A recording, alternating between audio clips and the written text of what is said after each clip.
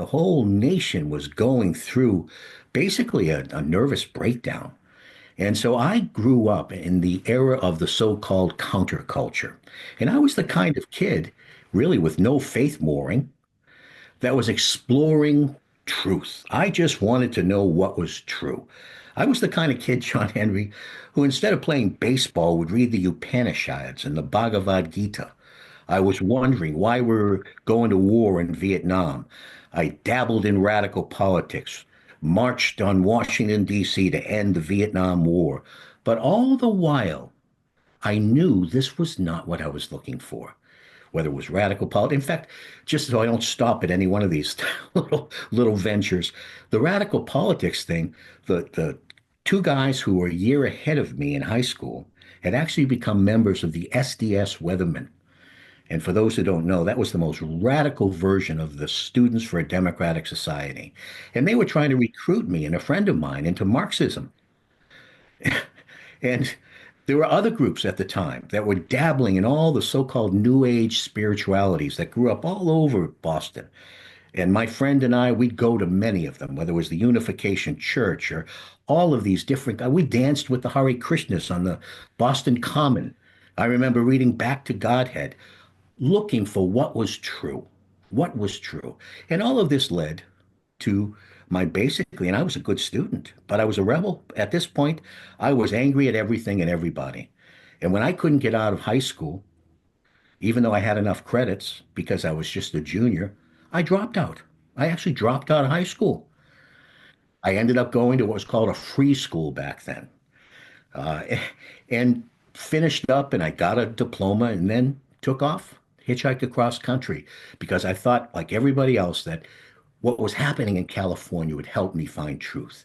So a friend of mine and I was, just 17 years old, hitchhiked across country. And when I left, we were all thinking we were nonconformist while we wore army jackets and bell-bottom jeans and earth shoes and all looked the same. And I had hair down the middle of my back and a beard that, now you see beards like this, but back then it looked like ZZ Top. And in that army jacket, I had two little books that I took with me. One was the quotations of, believe it or not, Chairman Mao Zedong that had been given to me by those two guys. And the other was a New Testament that had been given to me by a wonderful Black Baptist pastor. And on Friday nights, when all of us crazy kids who thought we were hippies were hanging out in the cold, he let us come in and drink hot chocolate as long as we listened to him preach the gospel. And his daughter was a classmate of mine. And so they gave me the New Testament. And before I took off for California, I spent the summer in Newburyport, Plum Island, in a house that was owned by the father of one of the young men who went to that school I went to. And he was a college professor. And there were three rooms in that house. It was on Plum Island, Newburyport, very serene, very lovely.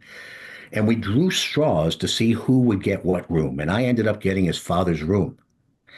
And my hunger for truth was beginning to get satisfied in that room because it turned out his father was a very devout Christian.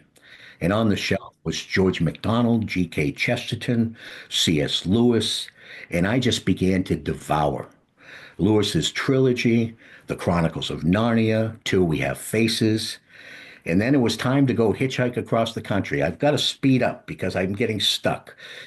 But all the while, I'm wanting to know the Lord. Hi everyone, this is John Henry Weston for LifeSite News. We hope you found this video insightful. For more content like this, be sure to check out the links in the description below. You can also follow us on social media to stay updated on the latest news concerning life, faith, family, and freedom. Thanks for watching, and may God bless you.